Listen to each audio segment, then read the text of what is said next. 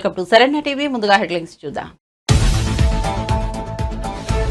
తిరుమల లడ్డూ వివాదం, పొన్నవోలు సుధాకర్ కీలక వ్యాఖ్యలు. నిజంగా నెయ్యి కల్తీ జరిగిందా లేదా జరగకపోతే ఈ దుర్మార్గమైన ప్రచారానికి తెరదించండి కోరుతూ సుబ్బారెడ్డి పిలువేశారని వెల్లడి. తమ హయాంలో తిరుమలలో ఎలాంటి తప్పులు జరగలేదన్న భూమన కరుణాకర్ రెడ్డి. శ్రీవారి ఆలయాన్ని శుద్ధి చేయాలన్న చంద్రబాబు వ్యాఖ్యలకు ఆయన స్ట్రాంగ్ కౌంటర్.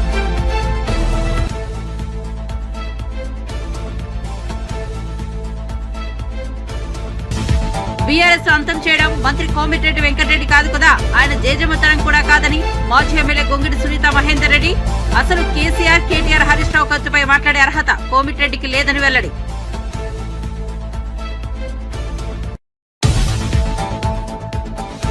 తెలంగాణలో హెల్త్ ఎమర్జెన్సీ ప్రకటించాలన్న రాజయ్య. రాష్ట్రంలో ప్రజల ఆరోగ్య పరిస్థితి అస్తవ్యస్తంగా, అగమ్యగోచరంగా తయారైందని ఆవేదన.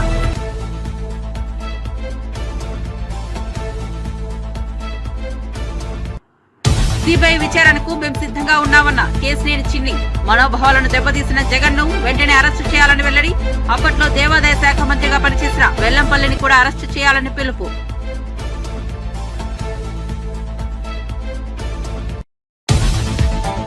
ఖమ్మంలో భక్తుడికి చేదు అనుభవం. తిరుమల లడ్డూ ప్రసాదంలో పొగాకు పట్లం కవర్. శ్రీవారి లడ్డూ ప్రసాదం కల్తీ జరిగిందన్న వార్తలు తెలిసిన తర్వాత మళ్లీ ఇలాంటిది జరగడం అపవిత్రమేనని భక్తుల ఆవేదన.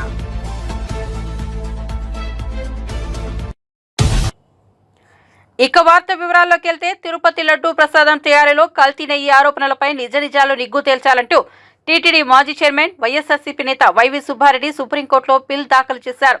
ఈ పిల్లులోని వివరాలను మాజీ advocate general, senior lawyer Ponnavolu Sudhakar Reddy స్పందించారు. సుప్రీంకోర్టులో పిల్ వేశామని, తిరుమల లడ్డూ వ్యవహారంలో నిజ నిజాలేంటి, ఈ ప్రచారానికి అడ్డుకట్ట వేయాలన్నారు. ప్రచారంలో నిజం ఉంటే బయటకు రావాలన్న ఆయన, నిజాలు బాహ్య ప్రపంచానికే తెలియాలంటే ప్రభుత్వం వేసిన సిట్ లేక investigation case సరికాదన్నారు.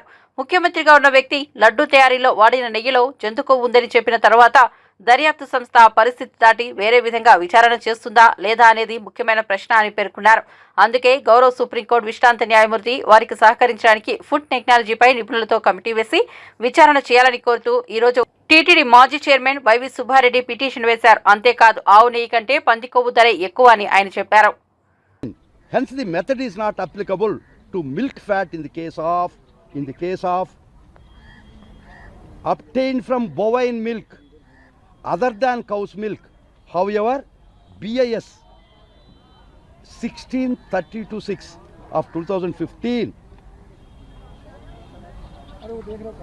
So, S value తక్కువ ఉందని మీకే కంక్లూజన్సా? S value తక్కువ దేనికి కారణాలు ఇచ్చాడు. If the cow is not fed properly, sir, if the milk is produced from mammary gland, it increases, it reduces the S value, and దాన్ని పట్టుకొని animal fat అని మీరు చెప్తారయ్యా? Was there in it that animal fat was mixed in it? Come on, in the report గా ఉంటే చెప్పండి, మీరు చదవండి. చివరిగా ఒక ప్రశ్న సార్, ఏదైనా నేను ఇది ప్రచారం అని చెప్తున్నాను, దుర్మార్గమైన ప్రచారం అని చెప్తున్నాను. అందుకే మేము గౌరవ న్యాయస్థానం వరకు వచ్చి నిగ్గు తేల్చండి, నిజం నిగ్గు తేల్చండి. ఇంత కోట్లాది మంది భక్తులు మనోభావాలు కష్టం చేయొద్దని రెండు చేతులెత్తి ప్రార్థిస్తున్నారు. You are right. అక్కడ 5-6 టెండర్లకు పిలిచారు. వాళ్ళ రేట్లు ఇంచుమించుగా ఒకటే, ఈయన ఒక్కడే కాదు. తర్వాత రివర్స్ టెండరింగ్ జరిగింది. ఇతను L2 వచ్చాడు. అది మా బోర్డు ఉన్నట్టు కాదు, నేను ఇన్ఫర్మేషన్ తెప్పించాను. దానిలో రివర్స్ టెండరింగ్లో వాడు ఎవరు ఒప్పుకోలే. ఈ stood as L2, he stood as L2. ఒక టెండర్ పిలిచిన తర్వాత లేదు, హయ్యెస్ట్ 4000 వేసి ఉంటాడు ఒక కిలో, వాడికి దఖలు పెట్టామనుకో ఏమైనా వస్తుంది అభిప్రాయం? మీరు టీటీడీ సొమ్ము దోచిపెడుతున్నారని రాదా? The best price TTD wanted, the lowest price TTD wanted. అదో కరెక్ట్ రాదా మిత్రమా? మీరు అడిగారు క్వశ్చన్. కరెక్ట్గా రాకపోతే తిప్ప పంపిస్తున్నాం కదా, మాకు భయమేమి? మా టెస్టుల్లో మీరు సరైన నాసిరకం ఇస్తే తిరిగి పంపించేశాం కదా. నేను కాదు, మీ ప్రభుత్వంలో కూడా పంపించారు కదా. మా ప్రభుత్వంలో అసలు సప్లైయే లేదు కదా ఏఆర్ ఫుడ్. వైఎస్ఆర్ కాంగ్రెస్ పార్టీ అసలు ప్రభుత్వానికి టీటీడీకి ఏమైనా సంబంధం ఉందా? టీటీడీ అటానమస్ బాడీ, అది కూడా ఒప్పుకున్నాం, దానికి కూడా వస్తాం. ఈ సప్లై అంటూ జరిగింది మీ రెజీమ్లో, మీ ప్రభుత్వంలో కదా 10 ట్యాంకర్లు ఏఆర్ ఫుడ్ ఇచ్చింది. అది వైఎస్ఆర్ కాంగ్రెస్ పార్టీ ప్రభుత్వంలో కాదు కదా. ఎస్ వాల్యూ తక్కువ ఉంది, it falls beyond S value ఉంది కానీ ఏమన్నా రాసున్నారు అంతకన్నా? ఇదిగో మీకు పెట్టేదండి ఎస్ వాల్యూ ఎందుకు తక్కువ వస్తుందో రీజన్స్ రాసున్నారు వాళ్ళు. ముఖ్యంగా ఇదంతా వద్దబ్బా, చిన్న లాజిక్ చెప్తాను. నేను రాగి చెంబు అమ్ముతుండా, ఇది 100 రూపాయలు చెంబు అని చెప్పాను. నేను దాన్ని బంగారు కలిపి చెంబులో కలిపి చెంబు తయారు చేయడం నేను అమ్ముతానా? కామన్ సెన్స్ భక్తున్నాడు అతను. Whereas the pig fat oil is 450 to 1200 rupees per kg. Yes, you can see it. Fish oil వచ్చి 1473 రూపాయలు కిలో. ఇంత చిన్న విషయం ఇది. జరిగిందేంది, మీ ప్రభుత్వంలో ఒక సప్లయరు L1గా వచ్చినటువంటి ఒక బిడ్డరు కొన్ని బాగానే పంపించాడు, కొన్ని నాసిరకం పంపించాడని మీ ప్రభుత్వంలో కొన్ని తిప్పి పంపించారు. అది ప్రసాదంలో ఇప్పుడు మిక్స్ కాలేదే. తమ హయాంలో తిరుమలలో ఎలాంటి తప్పులు జరగలేదని టీటీడీ మాజీ చైర్మన్ భూమన కరుణాకర్ రెడ్డి శ్రీవారి ఆలయం ఎదుట అఖిలాండం వద్ద ప్రమాణం చేశారు. అనంతరం ఆయన తిరుపతిలో మీడియాతో మాట్లాడారు. శ్రీవారి ఆలయాన్ని శుద్ధి చేయాలనే చంద్రబాబు వ్యాఖ్యలకు ఆయన స్ట్రాంగ్ కౌంటర్ ఇచ్చారు. శుద్ధి చేయాల్సింది శ్రీవారి ఆలయాన్ని కాదని చంద్రబాబు నాలుకనని ఎద్దేవా చేశారు. వెంకటేశ్వర స్వామిపై చంద్రబాబు రాజకీయాలు చేస్తున్నారని, అది చాలా పెద్ద తప్పు అని వ్యాఖ్యానించారు. నేను సుబ్బారెడ్డి ఎలాంటి తప్పు చేయలేదు, అలా చేసి ఉంటే సర్వనాశనం అయిపోతాం. ఆరోపణలను అంగీకరించాం, తప్పు చేయలేదు, చేయం. లడ్డూ కల్తీపై సిబిఐ లేదా సిట్టింగ్ జడ్జితో విచారణ జరిపించాలి. ప్రభుత్వం కనుసన్నల్లో ఉండే సిట్ సిబిఐలతో వద్దు. సీఎం చంద్రబాబు చెప్పితే టీటీడీ ఈవో శ్యామలరావు వ్యవహరిస్తున్నారని భూమన ఆరోపించారు. పూర్వం వెలిగించినటువంటి ఆ శుభ సమయాన కర్పూరాన్ని కూడా తోసిపారేసి నన్ను లాగి అవమానపరచటం అన్నది చంద్రబాబు ప్రభుత్వం యొక్క భయాన్ని తెలియజేస్తున్నదే తప్ప మా నిజాయితీని ఎవ్వరూ కూడా ఆపలేరు. చంద్రబాబు గారు మళ్ళీ చెప్తున్నా, కొండ మీదంటే సరే ఆపినారు, తోసేసినారు అనుకుంటే ఆడి నుంచి కిందికి వచ్చి మా ఇంటికి వస్తూ ఉంటే దారిలో గరుడ విగ్రహం దగ్గర ఆడ కూడా ఒక 50 మంది పోలీసు వాళ్ళను పెట్టి మీడియా వాళ్ళు ఉంటే నేను ఆగిన, ఇక్కడ మాట్లాడడానికి లేదు, చాలా సెన్సిటివ్ అనేసి అక్కడి నుంచి కూడా మమ్మల్ని నెట్టివేసినారు. సరే, మాకు ప్రతిపక్షము కొత్త కాదు, ఉద్యమాలు కొత్త కాదు, పోరాటాలు కొత్త కాదు, ఇలాంటి చర్యలు కొత్త కావు. కానీ తప్పు చెయ్యకుండా ఆరోపణలు వేస్తే అంగీకరించటానికి సిద్ధంగా లేం. అందుకే నిన్న మొన్న ప్రతిరోజు కూడా మా నాయకుడి దగ్గర నుంచి మా వరకు అందరము కూడా సిబిఐ చేత విచారణ చేయించండి, సిట్టింగ్ జడ్జి చేత విచారణ చేయించండి, నిజాలు నిగ్గు తేల్చండి, మేము తప్పు చేయలేదు, తప్పు చేసింది మీరు భగవంతుని ఆ అఖిలాండ కోటి బ్రహ్మాండ నాయకుని రాజకీయ ప్రయోజనాల కోసమని వాడుకుంటున్నది మీరు అనని ప్రజలందరూ కూడా గమనిస్తున్నారు. సరే, మీ మీడియా ద్వారా మీరు ప్రచారం చేసి మీకు కావలసినటువంటి వాళ్ళు మా మీద ఎంత దుష్ప్రచారం చేసినప్పటికీ కూడా, ప్రపంచంలో ఎంత నీచాతి నీచుడైనా కూడా మీరు చేసినటువంటి ఆరోపణ అంటే ఆ లడ్డు ప్రసాదాలలో పంది మాంసము, పంది కొవ్వు, చేపల నూనె లేదా యానిమల్ ఫ్యాట్ వాడతారోనని ఎంత నీచుడు కూడా చేయలేనటువంటి పనిని మీరు ఆరోపణగా అలవోకగా మీ ఆరాధ్యదైవమైనటువంటి వెంకటేశ్వర స్వామిని మీ ఇంట్లో మనిషిలాగా వాడుకునేశారు చంద్రబాబు గారు. మేము సిద్ధం, మీరు సిబిఐ ఎంక్వైరీకి సిద్ధపడితే. అలా కాకుండా మీరు సిట్ అంటే సిట్ కూర్చునే వాళ్ళు, స్టాండ్ అంటే లేచి నిలబడేటువంటి సిట్ సంస్థని మీ కింది స్థాయిలో ఉన్నటువంటి ఐజీ స్థాయి అధికారిని ముందే మీరే మొత్తం అంతా కూడా ఆడ నెయ్యికి బదులుగా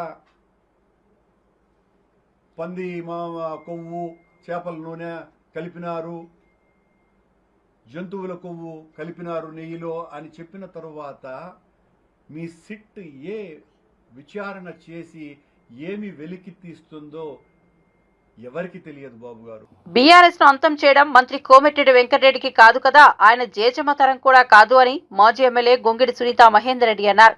ఇవన్నీ పక్కన పెట్టి కోమటిరెడ్డి తన కుటుంబంలో అంతర్గత సమస్యలపై దృష్టి పెట్టాలని చురుకులంటించారు. అసలు కేసీఆర్, కేటీఆర్, హరీష్ రావు కవితపై మాట్లాడే అర్హత కోమటిరెడ్డికి లేదని అన్నారు. హరీష్, కేటీఆర్ వద్దంటే పోలీస్ అధికారి ప్రభాకర్ రావు భారత్ కు రావటం లేదని అంటున్నారని, వారి తర్వాత రేవంత్ కూడా అమెరికా వెళ్లారని, మరి ప్రభాకర్ రావుకు సీఎం ఏం చెప్పి వచ్చారని ప్రశ్నించారు. కాంగ్రెస్ లో ఉంటూ మునుగోడు ఉప ఎన్నికల్లో బీజేపీ అభ్యర్థిగా ఉన్న తన సోదరుడు రాజగోపాల్ రెడ్డికి ఓటు వేయాలని చెప్పిన చరిత్ర వెంకటరెడ్డిది అని దుయ్యబట్టారు. ఆలేరు మార్కెట్ కమిటీ ప్రమాణ స్వీకారానికి గౌరవనీయులు మంత్రి గారు కోమటిరెడ్డి వెంకటరెడ్డి గారు హాజరవ్వడమే కాకుండా ఆయనకు నోటికి వచ్చిన వ్యాఖ్యానాలు చేసిపోయినారు. కేసీఆర్ గారి గురించి, కేటీఆర్ గారి గురించి, హరీష్ రావు గారి గురించి, కవిత గారి గురించి మాట్లాడారు. ఆ సందర్భాన్ని బట్టే ఈరోజు నేను మీ ముందుకు వచ్చాను. కోమటిరెడ్డి వెంకటరెడ్డి గారు పెద్ద పెద్ద కలలు కంటున్నారు. బీఆర్ఎస్ పార్టీ ఆగమైపోతుంది, బీఆర్ఎస్ పార్టీ బంద్ అయిపోతుంది. ఆయన మాటలు చాలా విచిత్రంగా అనిపిస్తున్నాయి. బీఆర్ఎస్ పార్టీని అంతం చేయడం కోమటిరెడ్డి కాదు కదా, ఆయన తాతను ఆయన జేజమ్మ తరం కూడా కాదనే మాట స్పష్టంగా చెప్తా ఉన్నాను. వారు బీఆర్ఎస్ పార్టీ గురించి కాదు, ముందు వారి కుటుంబ విషయాల్లో ఉన్న వివాదాలను తెలుసుకోమని చెప్పి నేను వారికి సలహా ఇస్తూ ఉన్నాను. ముందు వాటి మీద దృష్టి పెట్టండి, వాటిని పరిష్కరించుకోండి. ముఖ్యంగా వారి పార్టీ కుటుంబ సభ్యుల మధ్యలో ఉన్న విభేదాలని కూడా పరిష్కరించుకోమని చెప్తా ఉన్నాను. ఈవెన్ ఉమ్మడి నల్గొండ జిల్లాలో కూడా వారి పార్టీ కుటుంబంలో సఖ్యత లేదు, విభేదాలు ఉన్నాయి. వాటిని పరిష్కరించుకునే విషయంలో మీరు దృష్టి పెట్టాల్సిందే కోరుతా ఉన్నాను. నేను అనేక మాటలు వాళ్ళు మాట్లాడారు. ప్రభాకర్ రావు గారు అమెరికా పోతే రావద్దు, నువ్వు ఇక్కడే ఉండని చెప్పి ముందుగా హరీష్ రావు పోయి చెప్పొచ్చినారు, తర్వాత కేటీఆర్ గారు పోయి చెప్పొచ్చినారు అనే మాట నిన్న వారు మాట్లాడారు. ఆ తర్వాత రేవంత్ రెడ్డి గారు పోయినారు కదా, మరి ఏమని బతిలాడొచ్చినారు?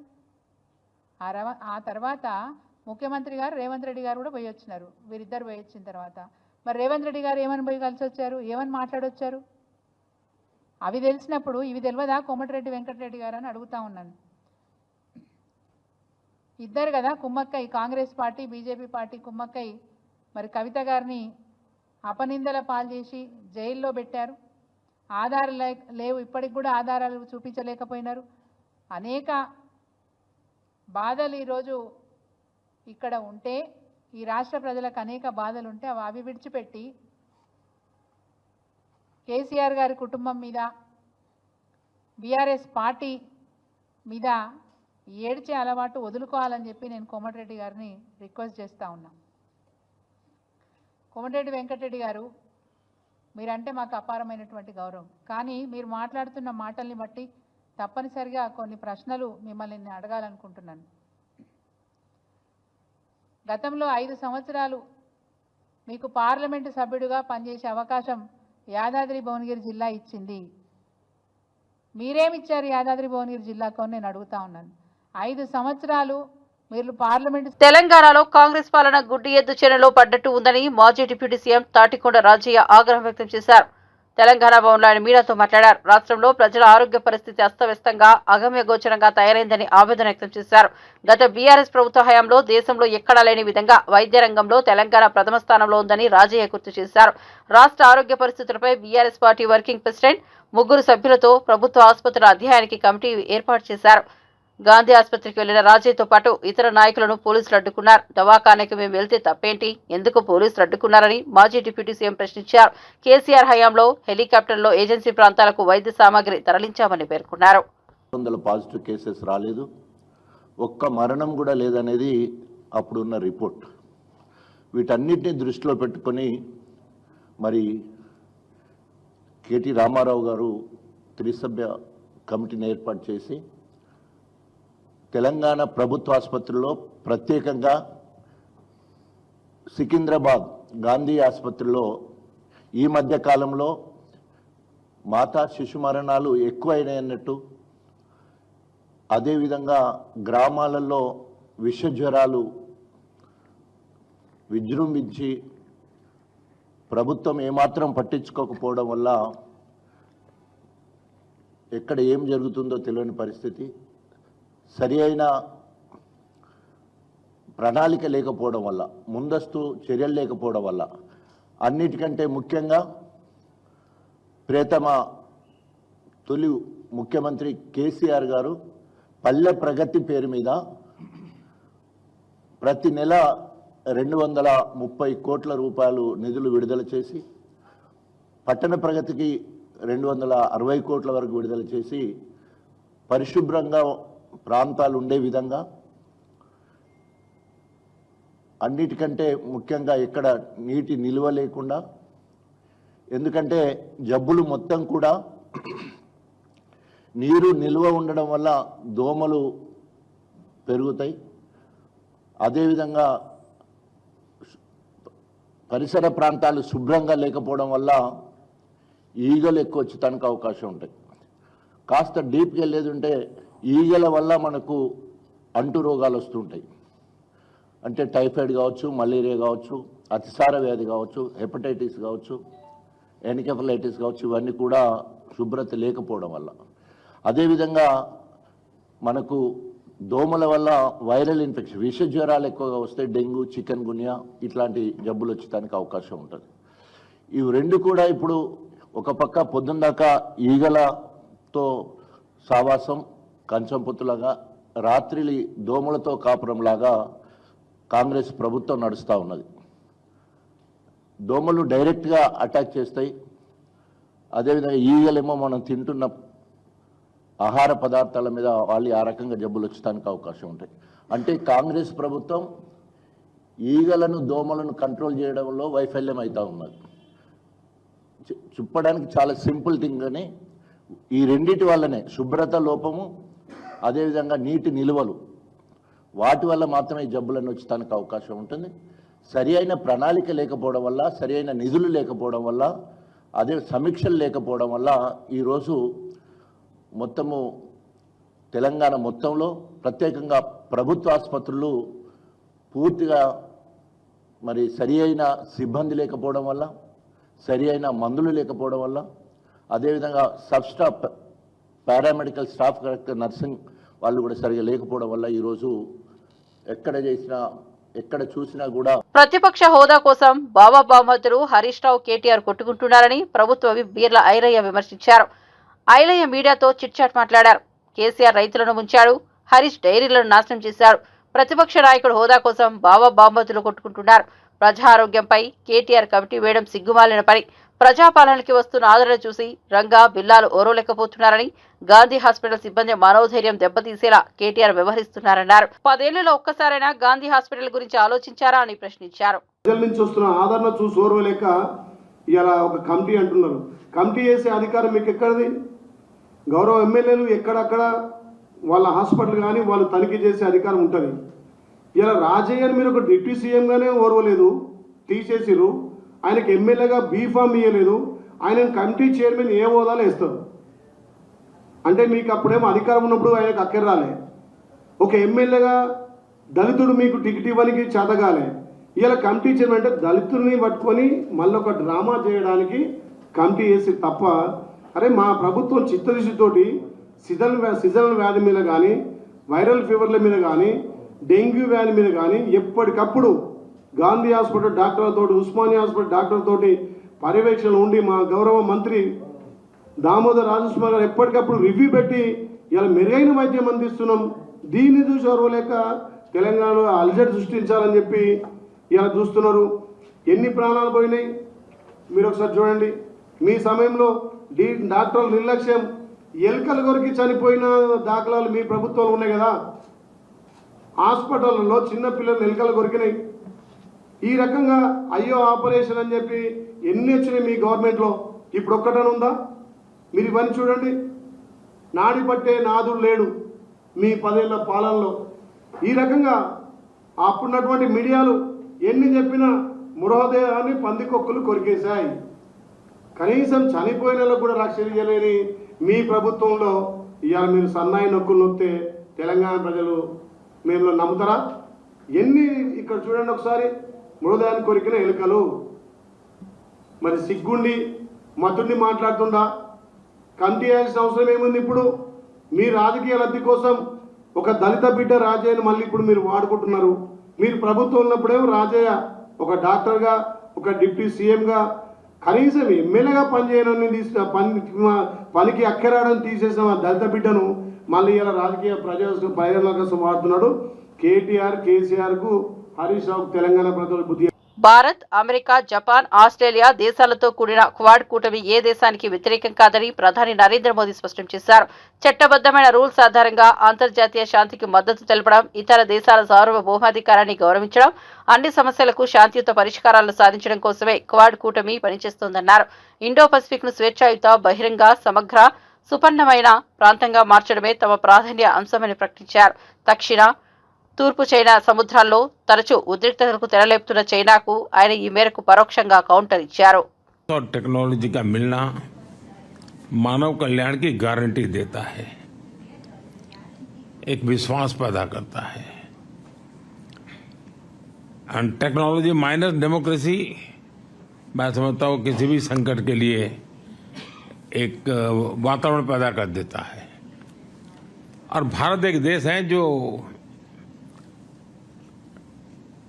जिसके पास टैलेंट भी है, डेमोक्रेसी भी है, मार्केट भी है. और ऐसी गोल्डन अपॉर्चुनिटी मैं समझता हूँ बहुत रेयर होती है जो आज भारत के पास उपलब्ध है. और आप में से बहुतेक लोग हैं जिनका भारत के साथ निकटता रही है, आपका अनुभव भी रहा है, और आपने ग्लोबल लेवल पे कई जगह पे काम किया है और भारत में भी काम किया है. तो आप कंपैरिजन भी कर सकते हैं, और उस कंपैरिजन में भी आप देखेंगे कि आपको +1 की पोजीशन वहाँ नजर आएगी. और इस अर्थ में मैं इसको बड़ा महत्व मानता हूँ.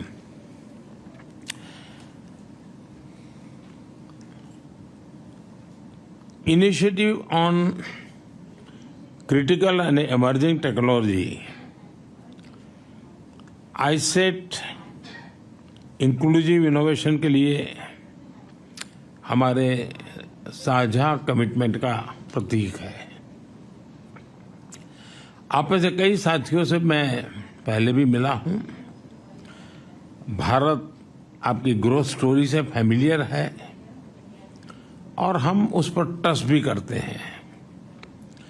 पिछले दशक में Bharat reform, perform and transform इस मंत्र को लेकर के आगे चला है.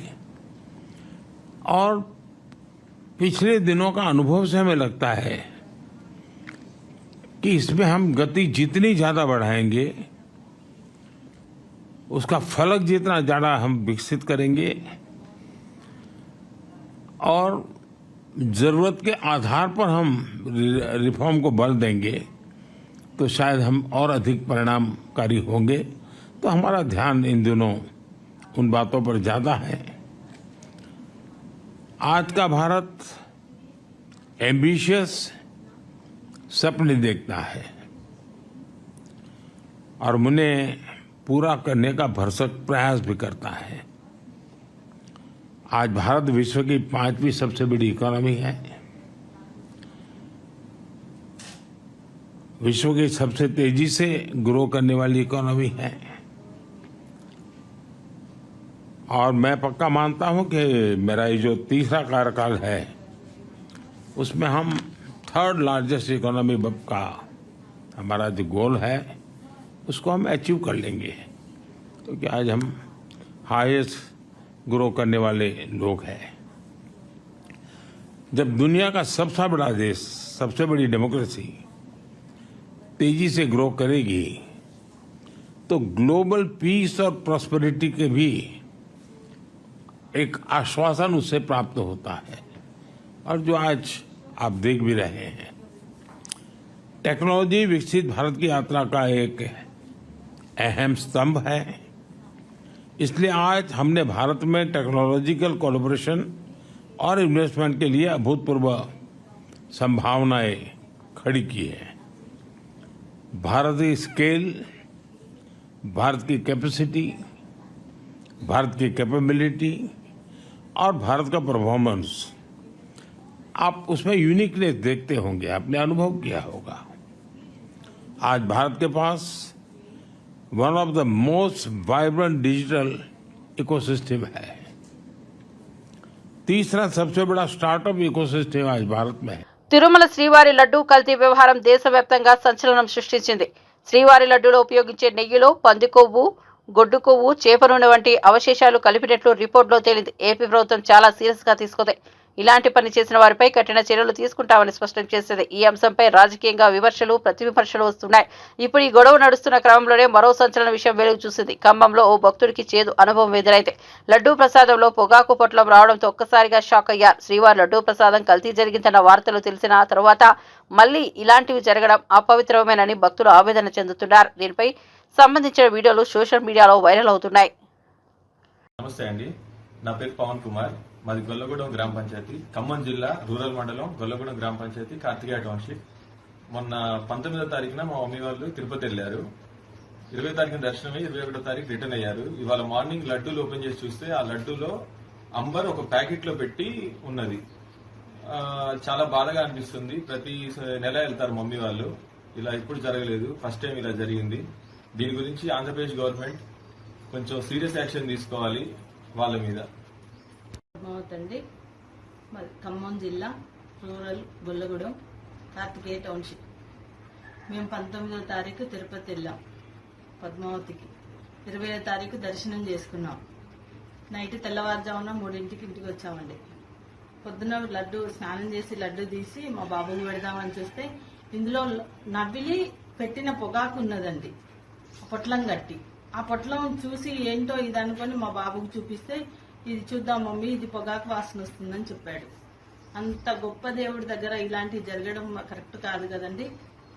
మేము ప్రతి నెల వెళ్తున్నామండి అక్కడికి, ప్రతి నెల దర్శనం చేసుకుంటున్నాం. ఇప్పుడు 8వ అయిపోయిందండి మా దర్శనం.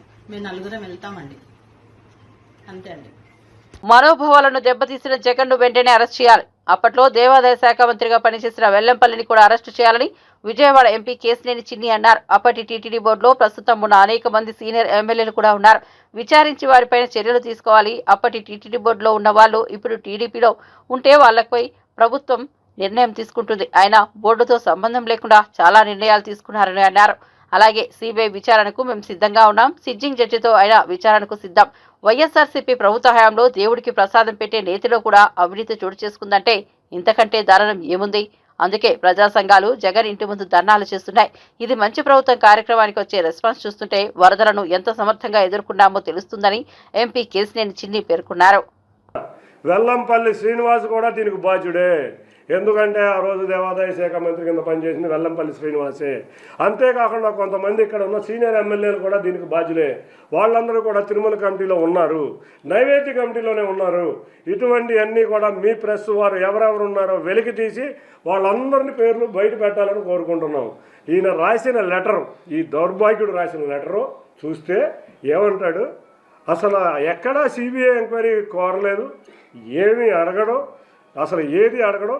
ఏంటి అపచారం? చంద్రబాబు నాయుడు గారు వెంకటేశ్వర స్వామిని కూడా అపచారం చేశాడంట. ఏ రోజైతే సూర్య భగవానుడి దేవాలయాల్లో కానీ, విగ్రహాలను పగలగొట్టడంలో కానీ, చర్చిల్లో దాడులు కానీ, మసీదుల్లో దాడులు కానీ, మీరు చూస్తే గుంటూరులో చర్చిల్లో దాడులు చేసేవాళ్ళు. ప్రతి చర్చిలో ఉన్న ప్రతి స్థలం ఆక్రమించారు. ఎన్నో మసీదులు ఇవాళ అభివృద్ధికి నోచుకోలేకపోయినాయి. ఇవాళ మీరు చూస్తే విజయవాడలోనే మేము జలీల్ ఖాన్ గారి నాయకత్వంలో ఆ రోజు హజ్ హౌస్ తీసుకొస్తే ఒక్క మట్టి కూడా వేయలేని పరిస్థితిలో ఈ ప్రభుత్వం ఉంది. ఆ రోజు జలీల్ ఖాన్ గారు ఎమ్మెల్యేగా ఉన్నప్పుడు ఇక్కడ ఉన్న నాయకులు అందరూ కలిసి మేము తెచ్చిన కార్యక్రమాలే కానీ ఆ రోజు ముస్లిం కార్యక్రమాలు కూడా ఒక్కటి కూడా ఏది ఈ ప్రభుత్వం చేయలేదు. ఒక్క హిందువుల మనోభావాలే కాదు, ముస్లింల మనోభావాలు, క్రైస్తవుల మనోభావాలు, సిక్కుల మనోభావాలు, సర్వమత మనోభావాలు చెడగొట్టి ఇతరులకు ఉన్నది ఒకటే డబ్బు డబ్బు డబ్బు. వీళ్ళకి మతాలతో లేదు, పనులు లేదు, ఏటితో పని లేదు, డబ్బు డబ్బు డబ్బు. ఈ డబ్బుతో కల్తీ నెయ్యి, నిజంగా చూస్తే కల్తీ నెయ్యి. ఏం చెప్తాడు? దానికి సమాధానం చెప్పడం. నిజంగా రిపోర్ట్ వచ్చింది, ఈ రిపోర్ట్ అబద్ధం, ఈ రిపోర్ట్ కల్తీ అని చెప్పగలిగాడా? దాని మీద సమాధానం చెప్పడం. చంద్రబాబు నాయుడు గారిని ఈయన ఒక లెటర్ రాస్తాడు. ఆ లెటర్లో చంద్రబాబు నాయుడు గారు వెంకటేశ్వర స్వామికి అపచారం చేశారంట. ఆయన అపచారం చేశారు, ఈయన కరెక్ట్ చేస్తున్నట్టు. ఈయన రాసే లెటర్ చూస్తే ఒక హాస్యాస్పదం. ఒక ఎంక్వైరీ అడగడం, ఒక ఇది అడగడం అంటే ఏంటి, దేనికి భయపడుతున్నావు? పునః అడగమనండి, సిబిఐ ఎంక్వైరీ అడగమనండి, మేము సిద్ధంగా ఉన్నాం. అపచారం జరిగింది, ప్రతి ఒక్కళ్ళ మనోభావాలు దెబ్బతిన్నాయి. బులెటిన్ ముగించే ముందు హెడ్లైన్స్ మరోసారి చూద్దాం. తిరుమల లడ్డూ వివాదం, కొండవోలు సుధాకర్ కీలక వ్యాఖ్యలు. నిజంగా నెయ్యి కల్తీ జరిగిందా లేదా జరగకపోతే ఈ దుర్మార్గమైన ప్రచారానికి తెరదించండి అని కోరుతూ సుబ్బారెడ్డి పిల్లు వేశారని వెల్లడి. తమ హయాంలో తిరుమలలో ఎలాంటి తప్పులు జరగలేదన్న భూమన కరుణాకర్ రెడ్డి. శ్రీవారి ఆలయాన్ని శుద్ధి చేయాలన్న చంద్రబాబు వ్యాఖ్యలకు ఆయన స్ట్రాంగ్ కౌంటర్.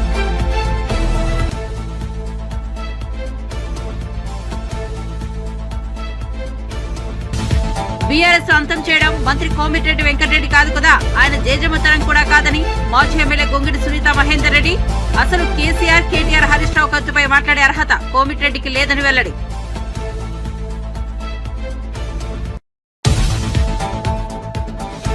తెలంగాణలో హెల్త్ ఎమర్జెన్సీ ప్రకటించాలన్న రాజయ్య. రాష్ట్రంలో ప్రజల ఆరోగ్య పరిస్థితి అస్తవ్యస్తంగా, అగమ్యగోచరంగా తయారైందని ఆవేదన.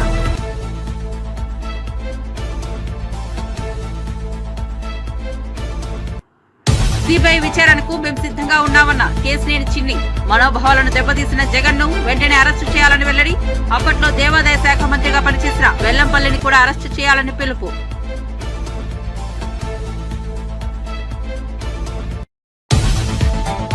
ఖమ్మంలో భక్తుడికి చేదు అనుభవం. తిరుమల లడ్డూ ప్రసాదంలో పొగాకు బట్లం కవర్. శ్రీవారి లడ్డూ ప్రసాదం కల్తీ జరిగిందన్న వార్తలు తెలిసిన తర్వాత మళ్లీ ఇలాంటిది జరగడం అపవిత్రమేనని భక్తుల ఆవేదన. మరిన్ని అప్డేట్స్ కోసం చూస్తూనే ఉండండి శరణ్య టీవీ.